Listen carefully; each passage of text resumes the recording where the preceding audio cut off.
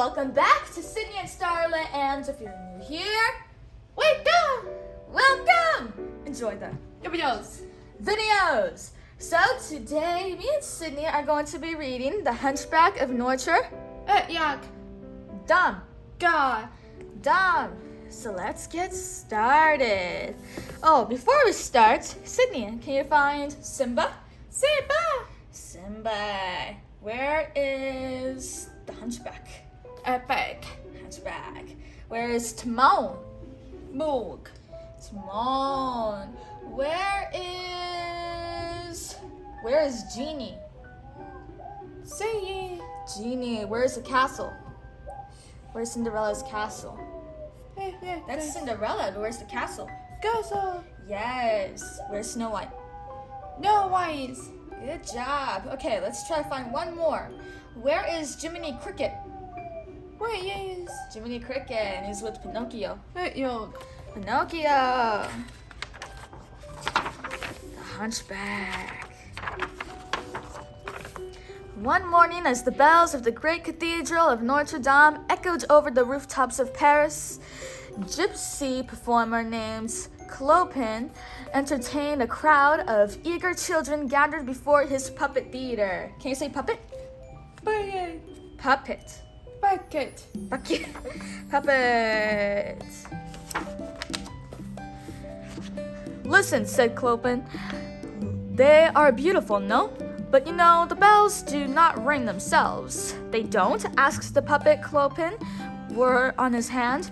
No, answered Clopin, pointing to the bell tower. Hush, and I will tell you the tale. A tale of a man and a monster. Can you say monster? Monster. The children listened as Clopin told the story of a gypsy family who nearly 20 years before had slipped into Paris only to be met at the dock by the evil judge Claude Frollo. Can you say Frollo? Frollo and his brutal soldiers. Frollo despised gypsies, for to him, they represented all that was bad in the world. Can you say bad? Bad. Him and his hat. As the family was taken prisoner, Frollo noticed the gypsy woman clutching a bundle. He commanded the soldiers to seize what he had thought were stolen goods. Can you say stolen? Stolen. The terrified woman ran across the square, then up the steps of a magnificent cathedral of Notre Dame. Desperately, she pounded on the doors, crying, "Sanctuary! Please give us a sanctuary!" Can you say sanctuary? Frollo thundered up behind the woman on his horse and grabbed the bundle. They struggled and they fell upon stone, and she fell upon stone steps and struck her head. As Frollo looked upon the dead woman, the parcel in his arms began to cry. Can I say cry? Cry! A baby? Muttered Frollo as he unwrapped the blanket to look inside. No, a monster! He gasped when he saw the poor misshapen infant within. He called the baby a monster. It was just misshapen. Frollo was about to drop the baby into the dark opening of a well when a voice of the Archdeacon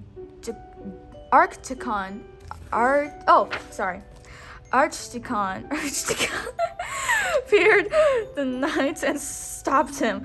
Under the watchful eyes of Notre Dame, Claude Frollo suddenly feared for the fate of his soul. Can you say soul? Soul. When he asked the Archdeacon what he should do, the priest told him to adopt the infant and raise him as his own. Frollo agreed, but only if the child could live in the bell tower of Notre Dame. Then Clopin posed a riddle to his spellbound audience. Now, can you guess who is the monster and who is the man? High above in the bell tower of the cathedral, there lived a gentle young man who did not know of Clopin or the tale he told.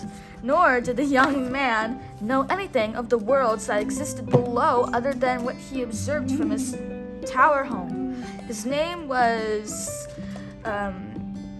Quasimodo. And he spent every day of his 20 years in Notre Dame, where it was his task to ring the magnificent bells. Can I say bells? Bells. Although Quasimodo lived alone, he had 3 constant and faithful companions, Hugo, Victor, and Labyrinth, who, to everyone else, these creatures were merely stone gargoyles, but to the sweet-tempered Quasimodo, they were living, talking friends. Today, the trio was looking forward for their annual ritual of watching the Festival of Fools with their human companion. But Quasimodo just went inside and gazed sadly at the perfect miniature of the city he had built in his room. Can you say city? Yes. City. So he made his own miniature city. Labyrinth followed Quasimodo and asked, "Did you ever think of going to the festival?" "That's all I ever think about," he told her. "But I never fit in out there. My master Frollo has told me I'm not normal." But the gargoyles insisted he attend the festival until finally Quasimodo agreed to go. Is it festival? Festival! Just as Quasimodo reached the doorway, Frollo appeared. As they went over Quasimodo's daily lessons, Quasimodo revealed that he had been thinking about going to the festival. Frollo convinced Quasimodo that he could protect the young man from the certain cruelty of the townspeople only if he stayed in the cathedral. Down in the square, the beautiful gypsy Esmeralda played the tambourine. Can you say tambourine? What sound does the tambourine make? Ching ching ching. While her mischievous goat, DG, danced to the music. Passers-by dropped coins into the hats, and the crowd was the handsome Phoebus, Frollo's new captain of the guard, who had just arrived in the city. His eyes met Esmeralda's, and for a moment they held each other's glance. But another gypsy signaled that trouble was near. DG quickly grabbed the hat in his teeth, spilling the coins into the ground. As Esmeralda rushed to gather the money, 2 soldiers approached. Certain she had stolen the coins, the soldier grabbed Esmeralda and snatched away the hat. Esmeralda struggled to get free, and with her little help from DG, I don't know how to say that, I think it's DG, who butted one of the soldiers in the stomach, she finally escaped. Phoebus commanded his horse, Achilles, to sit on the other soldier, giving Esmeralda and DG time to disappear down in the alley. A short while later, Phoebus reported to Claude Frollo at the Palace of Justice. "I expect nothing but the best from a war hero of your caliber," said Frollo. But as they made their way down a dark corridor, Phoebus heard the sound of something being whipped. Continuing their talk along the outer walkway, Phoebus began to wonder about Judge Frollo's idea of justice. This page keeps flipping this way. Just stay put. "Look, Captain, gypsies," said Frollo gravely, pointing down at the eager crowd around the dancing Esmeralda. "I believe they have a safe haven within the walls of this very city. They call it the Court of Miracles." "And what are we going to do about it, sir?" asked Phoebus. In answer, Frollo took a stone and crushed a nest of ants he had found hidden under the railing. Crush those ants. I think Judge Frollo is mean. Can you say mean? Mean. He looks kind of sketchy. Him with his big stupid hat. Meanwhile, Quasimodo's friends The gargoyles had finally convinced him to go through with his plan to attend the festival. Disguised in a hooded robe, he climbed down the side of the cathedral. The topsy-turvy day parade was in full swing. Everywhere, people were dressed in funny costumes, musicians played, and peasants danced in the square. Although he tried to remain out of sight, Quasimodo could not avoid being swept up in the action. As he searched for a place to hide, the anxious young man lost his balance and fell into Esmeralda's dressing room. You're not hurt, are you? The lovely gypsy asked. She pushed his hood aside while Quasimodo cowered, waiting for the shriek he was certain would follow. But Esmeralda just complimented him. Great mask, she said. Quasimodo roamed the square, thrilled by the festivities. Can you say festivities? Yes. Festivities. Oh, I heard you hiccup. Soon it was time for Esmeralda to perform. She danced her way over to Frollo on the reviewing stand. The judge could not take his eyes off the gypsy girl. Neither could Phoebus or Quasimodo. Esmeralda even winked at Quasimodo as she passed by, making him blush. When she finished dancing, Calliope reappeared on stage to announce the crowning of the King of Fools. As people in the grotesque masks scrambled onto the platform, Esmeralda saw Quasimodo and pulled him up on stage. Esmeralda went down the line of the contenders for the King of Fools, removing each one's disguise. But when she revealed Quasimodo, she realized that he wasn't wearing a mask after all. The crowd gasped. But Clopin said, "We wanted the ugliest face in Paris. Here it is." Quasimodo was paraded through the streets as the ugliest king of fools ever. But soon the crowd got out of hand. They began to throw fruit and taunt him. Frollo did nothing, even when the frightened Quasimodo was tied to the pillory and pleaded for his help. Esmeralda came to Quasimodo's rescue, and Frollo. Oh gosh, okay, sorry guys, I need a sip of water. Are you happy, Sydney? Can you say happy? Puppy. Puppy? Happy. Okay, guys. Okay. Esmeralda came to Quasimodo's rescue, enraging Frollo, who ordered the gypsy girl arrested. In a mad chase, she dodged the soldiers, and soon she and DG slipped into the cathedral. Phoebus followed, but instead of arresting her, he told Frollo that Esmeralda had claimed sanctuary. The archdeacon came to her side, ensuring that no harm would come to her within the cathedral's walls. Upon his return, Quasimodo watched Esmeralda as she explored the cathedral. When he ran off to his room, she followed, wanting to apologize for what had happened at the festival. Up in the bell tower, Esmeralda complimented Quasimodo on the miniature model of Paris he had carved. Talking to this kind person, Quasimodo began to think that what Frollo had said about the gypsies being bad might be untrue. When Esmeralda told him he was not the monster his master said he was, Quasimodo desperately wanted to believe her. Quasimodo offered Esmeralda a surprising way to escape from the cathedral undetected. Picking up the gypsy and DG, how do I say that? DG? He skillfully leaped off the bell tower, quickly climbing down the face of the cathedral. When they reached the bottom, Esmeralda kissed Quasimodo and gave him a woven necklace. "It will help you find the Court of Miracles," she said. Then she fled. When Quasimodo reached the bell tower again, he met Phoebus. He was searching for Esmeralda.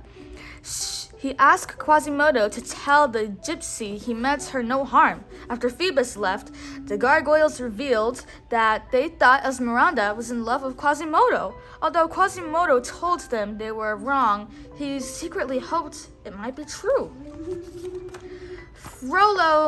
When Frollo learned that Esmeralda had escaped from Notre Dame, he ordered his soldiers to search every building in Paris. Can you say Paris?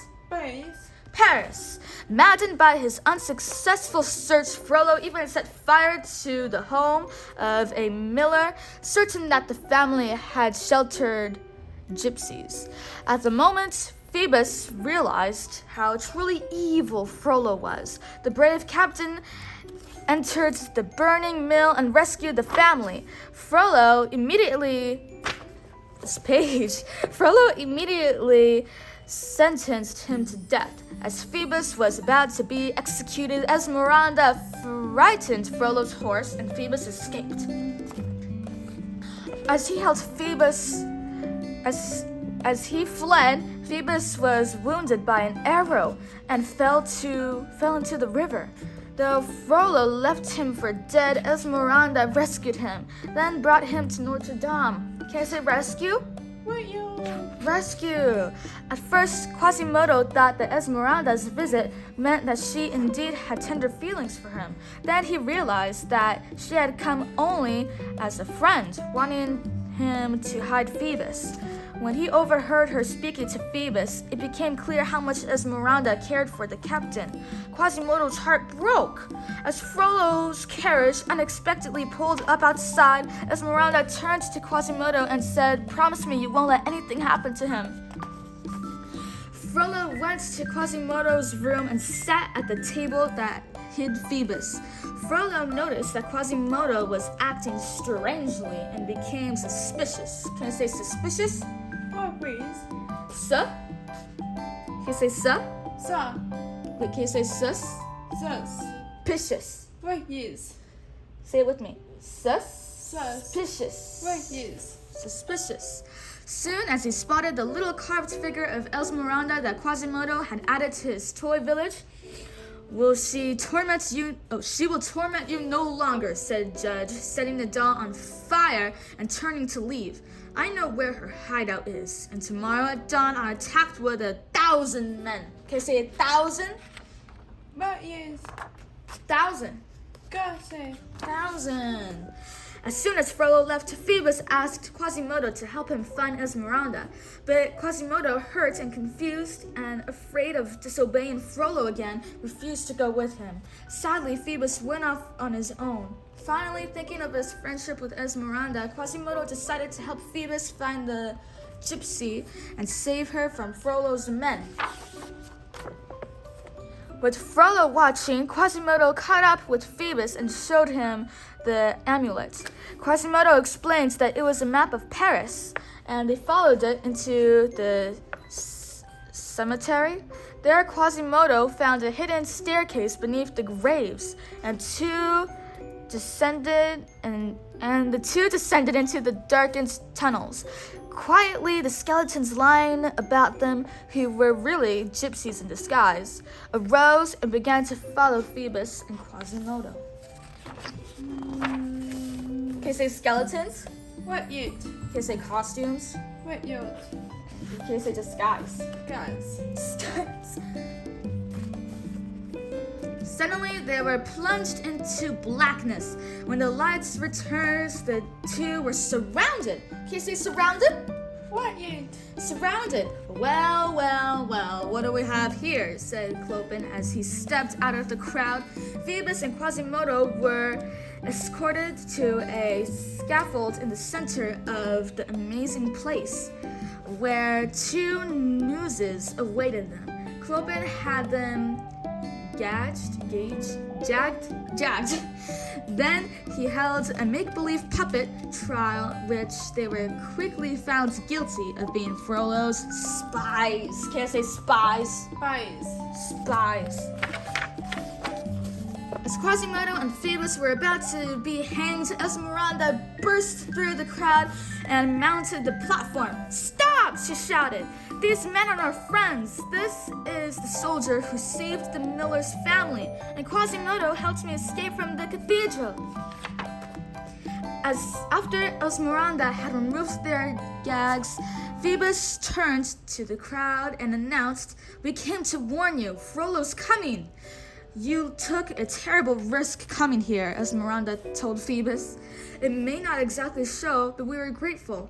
"Don't thank me," protested Phoebus. "Thank Quasimodo. Without his help, I never would have found my way here." "Nor would I," cried Frollo, who had arrived triumphantly with an army of soldiers. He strode up to where Phoebus, Esmeralda, and Quasimodo stood, as frightened gypsy families tried to escape. He led me right to you, my dear," Frollo said, sneering at Esmeralda. "He never lets his master down." "Then you must have tricked him," accused Esmeralda. Quasimodo was horrified. His friends were captured, and it was all because of him. As the soldiers led Esmeralda and Phoebus away in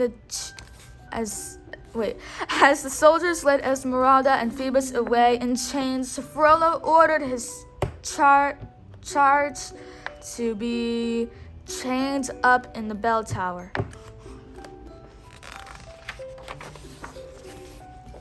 By nightfall, a platform had been built in the square. Frollo appeared, and as two guards tied Esmeralda to the stake, he announced, "The prisoner has found guilty of crime of witchcraft. The sentence, death." Nearby, Phoebus was imprisoned in a cage, surrounded by guards. He watched, helpless, as Frollo approached Esmeralda. In the bell tower, Quasimodo knelt motionless and defeated, while the gargoyles urged him to save his friend. When Frollo's voice boomed from below, "She stands before you, exposed to the monster that she is," he proclaimed. "No!" Quasimodo shouted as he began to tug at his chains. Quasimodo pulled with all his might, and soon the pillars that held him crumbled. He was free! Can you say free? Free! Quickly, Quasimodo swung down the wall of the cathedral and landed on the platform in the square, where he rescued Esmeralda. As soldiers rushed at him, he held them off with a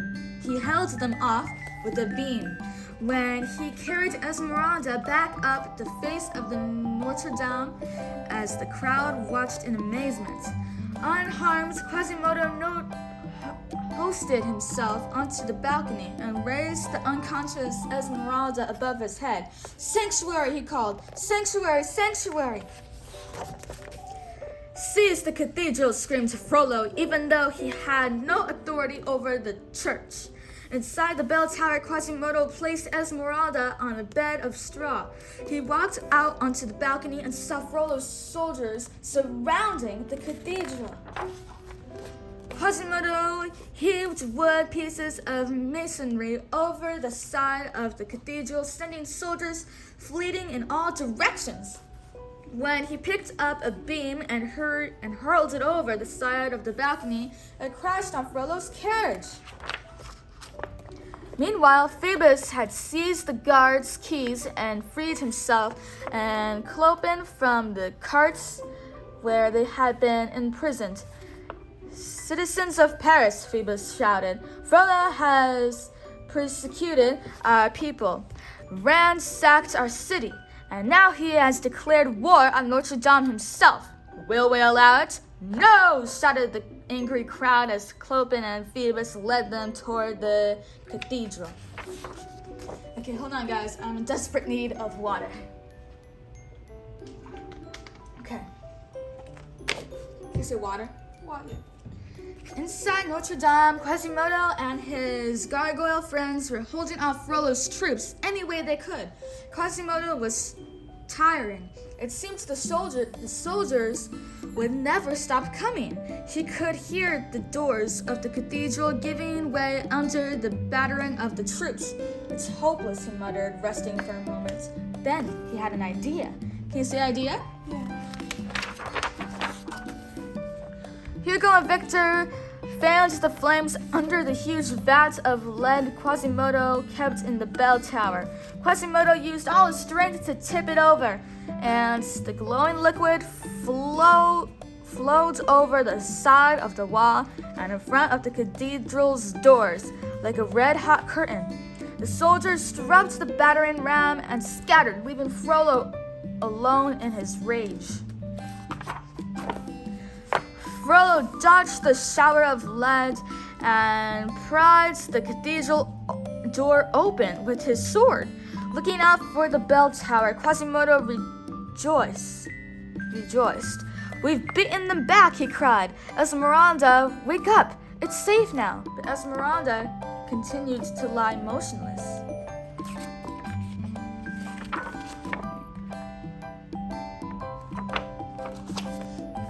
Frollo stood in the doorway of the bell tower room, watching Quasimodo weep over Esmeralda's limp body.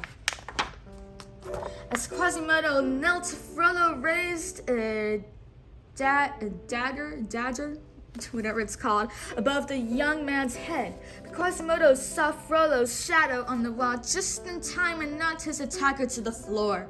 "All my life you have told me that the world is dark and a cruel place," said Quasimodo as he towered over Frollo. "But now I see that the only dark thing and cruel about it is you." Just then a voice called out softly, "Quasimodo!"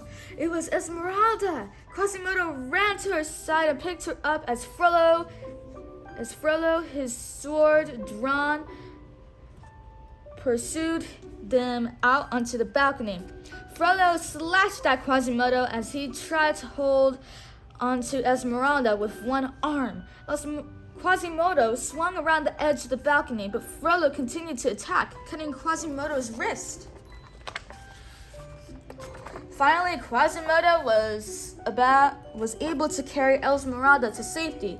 Then he climbed atop a gargoyle and faced Frollo. After a struggle, both of Quasimodo and Frollo fell from the balcony. Esmeralda grabbed Quasimodo's hand and kept him from falling further, while Frollo was able at the last moment to climb on another gargoyle. While Frollo was able at the last moment to climb onto another gargoyle. Now with Esmeralda in a shrieking distance, Frollo raised his sword. Just then, the gargoyle under him cracked off the cathedral. When Frollo plummets to the square below, Esmeralda could no longer hold Quasimodo longer. I need more water, guys. Today is a hard day. I need water.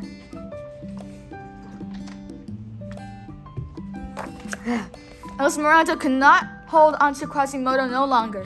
She lost her grip on his hand, and he too began to fall. Quickly, Phoebus leaned out from below and caught their noble friend. As the morning dawned, all the people of Paris worked to remove the traces of Frollo's rampage. When the cathedral doors opened, Esmeralda and Phoebus walked onto the square, hand in hand. A moment later, as at Esmeralda's beckoning, Quasimodo emerged into the sunlight. The curious crowd surrounded him, no one quite knowing what to do or say. Then a little girl walked up to Quasimodo and gently touched his face. "3 cheers for Quasimodo!" cried Clopin.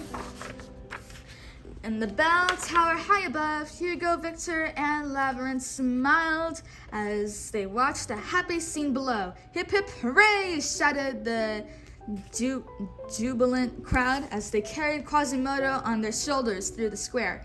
Hip hip hooray! They cried as they celebrate the hero of their city. That Is. the end. Sydney, can you find Lady and the Tramp? At work. Lady and the Tramp. Where's Tinkerbell? At Mark. Where's the Aristocats? Wait, guys. Good job. Okay, one more. Where's Oliver and Company? Yak. Yes. So that's it for today's video, everyone. We really hope you all enjoyed it, and we'll see you all next time. Bye.